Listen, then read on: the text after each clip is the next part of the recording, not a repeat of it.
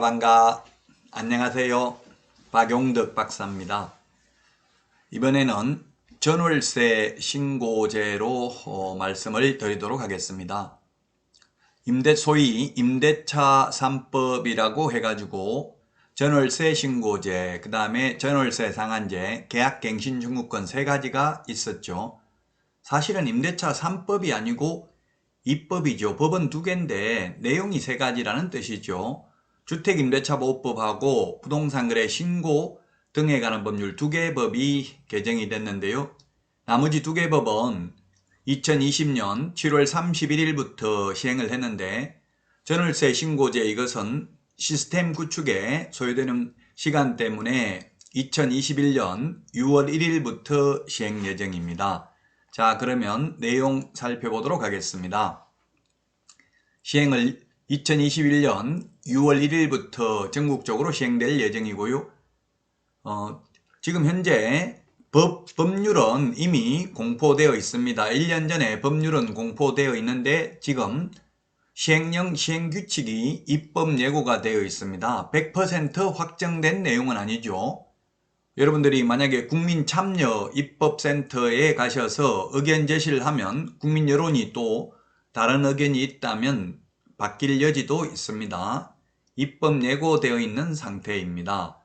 대상 지역을 보면 수도권 전 지역입니다. 수도권이라고 하면 서울특별시, 인천광역시, 경기도는 모두 전월세 신고 대상 지역이고요. 그 다음에 광역시, 그 다음에 세종시, 도의 시 지역입니다. 군 지역은 제외됩니다. 인천에 있는 옹진군, 강화군은 신고를 해야 되겠죠. 제주특별자치도도 모두 신고 대상입니다. 제주도는 군이 없죠. 그래서 제주도 전부 다 신고를 해야 되고요. 예를 들면 경상남도, 함양군 이런 경우는 신고 대상이 아닙니다. 자, 대상 금액을 보면 임대차 보증금이 6천만 원을 초과하거나 또는 월세 30만 원을 초과하는 경우에만 신고 대상입니다. 둘 중에 하나를 충족하면 신고 대상이 되겠습니다. 이렇게 6천만 원으로 정한 이유는 최우선 면제 받을 수 있는 금액이 서울특별시의 경우 1억 1천만 원 이하인 경우 3,700만 원, 그 다음에 과밀억제권역은 1억 원 이하인 경우 3,400만 원, 광역시가 6천만 원 이하인 경우 2천만 원까지 최우선 면제 받을 수 있죠. 그래서 시지역에만 신고를 하기 때문에 6천만 원 초과하는 것부터 신고하도록 정했다는 게 정부의 설명이 되겠습니다. 자, 신고 방법입니다. 계약 체결일로부터 30일 이내입니다. 계약 체결일로부터 30일 이내가 되겠습니다. 잔금일로부터 30일이 아니고요. 그 다음에 임대인, 임차인이 공동으로 신고해야 된다. 공동으로 신고해야 된다는 말은 신고서에 서명 또는 날인은 공동으로 해야 되고요. 제출은 한 명이 제출해도 됩니다. 그리고 개업공개사나 또는 법무사 등에게 위임을 해서 즉 대리인이 신고할 수도 있습니다. 우리 매매계약인 경우에는 중개거래인 경우 즉 개업공개사를 통해서 매매계약을 했으면 반드시 개업공개사가 부동산거래 신고를 해야 됩니다. 그러나 임대차 신고는 개업공개사가 중개를 했다 하더라도 반드시 개업공개사가 임대차 계약 신고할 의무는 없습니다. 다만 신고할 수 있을 뿐입니다.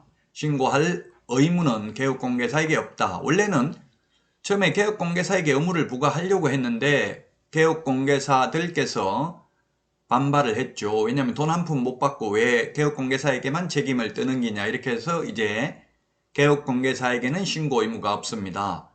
매매계약의 경우에도 법무사도 신고를 대행할 수 있고 개업공개사가 또 거래당사자가 아닌 개업공개사가 신고할 수 있는데 개업공개사들은 매매 신고를 대행하더라도 대행이 아니죠. 반드시 해야 되죠. 의무적으로 하더라도 돈을 받지를 못하는데 법무사들은 보통 한 10만 원 정도 받고 대행을 해주죠. 따라서 이제 임대차 신고는 개업공개사에게 의무는 없고 다만 개업공개사도 신고를 대신 할 수는 있습니다. 자, 그 다음에 신규 계약, 처음에 하는 계약뿐만 아니라 갱신되는 계약도 신고 대상이다. 갱신이라고 하면 두 가지가 있죠. 묵시적 갱신, 법정 갱신, 자동 연장되는 게 있고요. 그 다음에 계약 갱신 요구에 의해서 갱신되는 경우가 있는데 모두 신고해야 됩니다. 다만 계약금 등 변동이 없을 때에는 신고를 안 해도 됩니다. 이 계약 갱신됐을 때 신고할 때는 계약 갱신 요구권을 행사했는지 여부도 반드시 체크하도록 되어 있습니다. 계약 갱신 요구권은 1회에 하나여 행사할 수 있죠.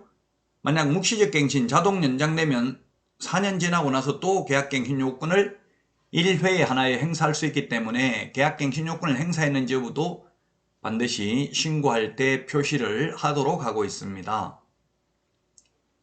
전입신고 시 계약서를 첨부하면 임대차 계약 신고도 한 것으로 보고요. 또 임대차 계약 신고 시 계약서를 제출하면 확정일자도 부여를 합니다. 자동으로. 우리 동주민센터에서 확정일자 받으려면 600원 내야 되는데 임대차 계약 신고를 하면은 따로 돈도 내지 않아도 됩니다. 이 전월세 신고제가 도입된 취지는 세입자들을 보호하기 위한 취지입니다. 이런 식으로 이제 확정일자를 안 받는 분들이 많아가지고 우선 면제를 못 받는 케이스가 많이 있었는데 이런 사각지대에 있는 임차인들을 해소하기 위해서, 즉 서민들을 보호하기 위해서 만들었다라는 게 정부의 설명이고요. 이제 그러나 임대인들은 약간 우려하는 게 이런 임대차 정보가 데이터베이스가 구축되면은 나중에 임대소득세 과세하는데도 활용하지 않겠냐 이렇게 생각을 하고 있는데, 물론 그렇게 될 가능성은 많이 있다고 봐야 됩니다. 원래 소득이 있는 곳에 세금이 있어야 되기 때문에 소득이 있으면 세금 내야 되는 것은 당연하죠. 지금 임대소득의 경우에는 1주택이면 임대소득세 한 푼도 안 냅니다. 합법적으로. 예를 들면 다가구 방이 19개가 되어가지고 예를 들면 월세를 50만원 받아가지고 19개면은 거의 1000만원 가까이 되잖아요. 20개면 1000만원이니까 950만원 한 달에 월세를 예를 들면 받아도 임대소득세 한 푼도 안 냅니다. 지금 현행법상. 2주택이면 월세를 받는 경우에만 임대소득세를 내고요. 3주택인 경우에는 전세를 받아도 간주임대료로 임대소득세를 내게 되는데, 앞으로는 이제 임대시장의 투명성을 제고해서 세입자들을 보호하기 위한 취지로 도입된 제도입니다. 신고 방법은 임대한 주택의 관할 읍면동 주민센터 통합민원 창구에서 해도 되고요. 물론 시군구에 가도 됩니다. 그리고 온라인 부동산 거래 관리 시스템, 이 부동산 거래 관리 시스템은 우리 매매인 경우 부동산 거래 신고도 부동산 거래 관리 시스템에서 할 수 있죠. 아마 거래 당사자, 즉 임대인 임차인들은 거래 관리 시스템에서 거의 안 할 것이고요. 개업공개사가 대행을 한다면 이 부동산 거래 관리 시스템에 의해서 할 수 있겠죠. 지금 매매인 경우, 거래 당사자 직거래인 경우에는 방문 신고를 대행해주고 있습니다. 법무사들이. 근데 개업공개사가 중개를 한 경우 매매 계약은 전부 100% 부동산 거래 관리 시스템에 의해서 인터넷으로 신고를 하고 있는 게 현실입니다. 자, 과태료인데요.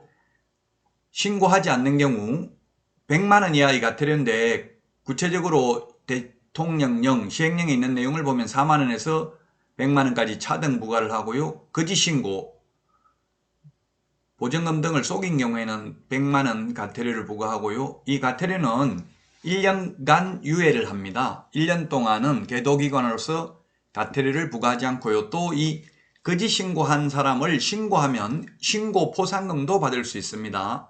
신고 포상금은 과태료 금액의 20% 범위 내에서 신고 포상금도 받을 수 있습니다. 우리 매매계약인 경우 거짓 신고한 경우 이것을 신고해도 포상금 받을 수 있죠. 따라서 이거 임대차 신고도 거짓으로 한 경우에는 포상금 지급 대상입니다. 파파라치 제도가 되겠죠.